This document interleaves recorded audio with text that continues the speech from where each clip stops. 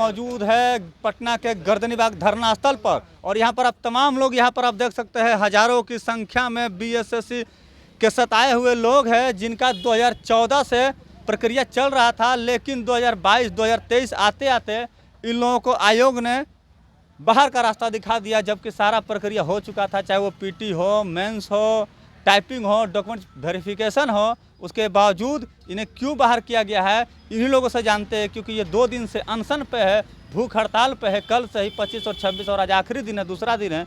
इन्हीं लोग से जानते हैं कि आखिर आयोग आप लोग को बाहर क्यों कर दी। आयोग गलत चयन प्रक्रिया के कारण उन्हें बाहर कर दिया है और हम लोग का एक तरह से बरगलाने के रूप में पद प्राथमिकता के आधार पर 1778 अभ्यर्थियों को बाहर कर दिया गया है। तो मेरा प्रश्न यह है कि जब पद प्राथमिकता क्या होता है, 42 प्रकार के पोस्ट है, अब 42 प्रकार के पोस्ट को भरना अनिवार्य था, तो कहीं ना कहीं किसी न किसी पोस्ट में मिलना चाहिए, लेकिन एक भी पोस्ट में नहीं दिए हैं और खाली एक लाइन में लिख दिए पद प्राथमिकता के आधार पर 1778 अभ्यर्थियों को बाहर कर दिया गया है, जबकि सीट अभी भी बचा हुआ है। तो आप बता, आयोग ये नहीं ना बोलती है कि आप लोग का ज्वाइनिंग नहीं करेंगे, आयोग कहती है सीएम साहब कहेंगे तो कर देंगे। नहीं, आयोग से हमने 8 बार मिल चुके हैं और जब भी मिलते हैं तो कहते हैं कि हम कुछ नहीं कर सकते हैं, अब आपको मुख्यमंत्री के आदेश आता हम आपको काम कर देंगे। मतलब मुख्यमंत्री कहेंगे तो कर देंगे और मुख्यमंत्री कहेंगे तो कर देंगे। लेकिन हमारे एक विधायक थे, वहाँ सीएम के साथ जब मिलते हैं तो कहते हैं कि नहीं, हमारे तो आयोग दक्ष हैं, वो गलती कर ही नहीं सकते हैं। तो मेरा सवाल है कि 42 प्रकार के जो पोस्ट था उसमें कहीं कोई कट ऑफ जारी नहीं किया गया है कि मिनिमम कट ऑफ जारी क्या है, पंचायत सचिव का क्या है, कर्मचारी का क्या है, किसी भी कट ऑफ जारी नहीं किया है। इसके लिए हमने 11 महीना से लगातार सरकार तक आवाज़ पहुँचाने काम किए हैं। सबसे पहले 70 विधायक से अधिक विधायकों से लेटर,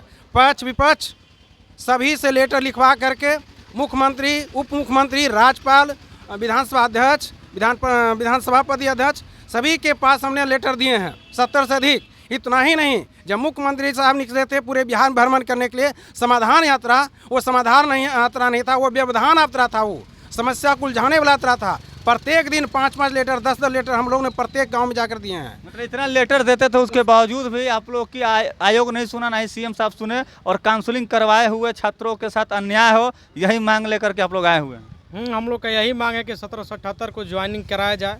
कैसे कि हम लोग का तो उम्र सीमा नहीं है कि अब दूसरी बहाली को फार्म भर सकते हैं, और हम लोग सब कुछ सिलेक्टेड है। किसी भी चयन पर किसी भी बहाली का अंतिम प्रक्रिया होता है डॉक्यूमेंट वेरिफिकेशन, वो हम लोग करा चुके हैं। इसका मतलब होता है कि कोई भी व्यक्ति यदि डॉक्यूमेंट्स में फॉल्ट है तो उसको छांटा जाएगा। तो उसमें हम लोग सब डॉक्यूमेंट्स में तो अच्छा तरीका से पास हो गए हैं, तब पर भी डॉक्यूमेंट्स आप लोग का गलत है नहीं, किसी जिसका गलत है उसको तो हटाइए दिया है, लेकिन हम लोग तो डीबी सिलेक्टेड हैं, तो हम लोग को क्यों हटाया है।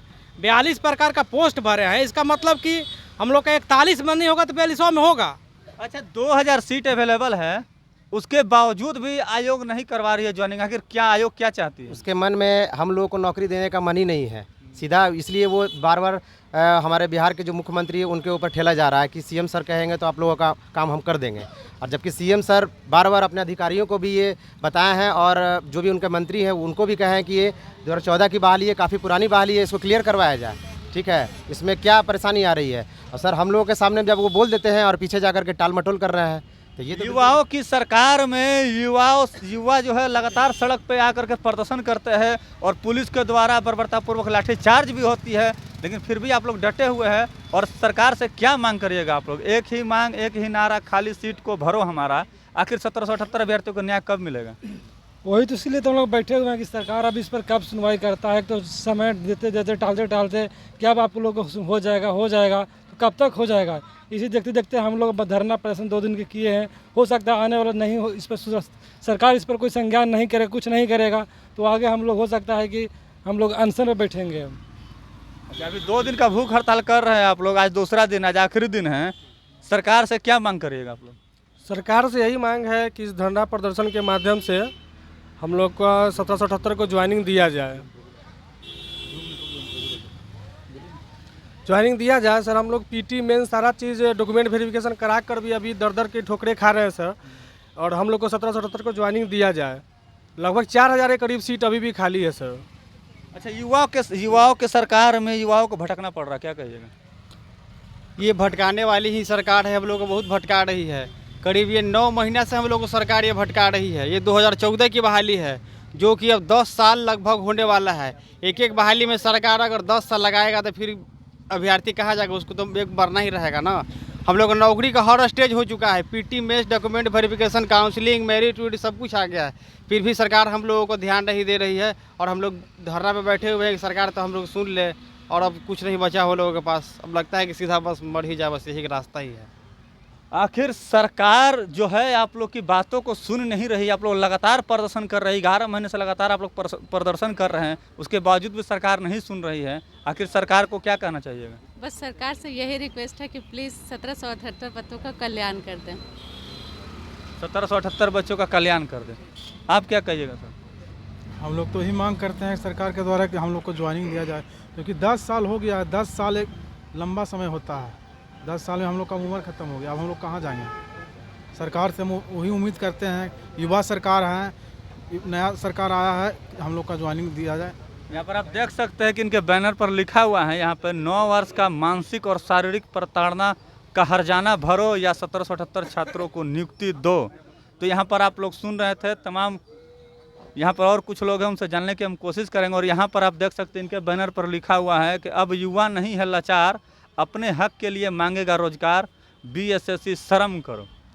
जी, ये तो बहुत शर्म की बात है कि एक बहाली में इतना लंबा लगने के बावजूद भी आप क्लियर नहीं करा पा रहे हैं।